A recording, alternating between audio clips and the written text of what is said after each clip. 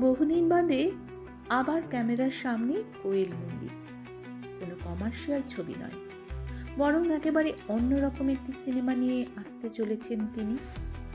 দাদা এবং বোনের সম্পর্কের সমীকরণ যখন অধিকারের সঙ্গে লড়াই করে, তখন জেতা ভীষণ মুশকিলই হয়ে যায়। কিছুদিন আগেই মুক্তি পেয়েছিল স্বার্থপর ছবির ফার্স্ট লুক। তারপর ধীরে ধীরে বোঝা যায় এই সিনেমায় কোয়েল এবং কৌশিক সেন ভাই বোনের চরিত্রে অভিনয় করবেন।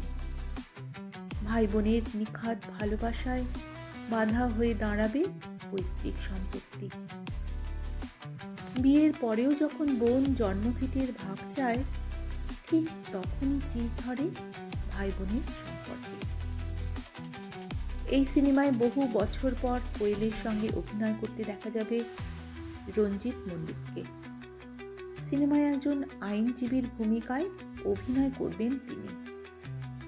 কৌশিক সেনের আইনজীবীর ভূমিকায় অভিনয় করবেন অনির্বাণ চক্রবর্তী। কোয়েলের স্বামীর চরিত্রে অভিনয় করবেন ইন্দ্রজিৎ চক্রবর্তী।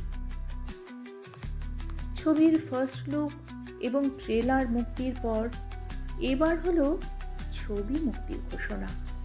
আগেই জানানো হয়েছিল চলতি বছর কালী পুজোয় মুক্তি পাবে ছবিটি।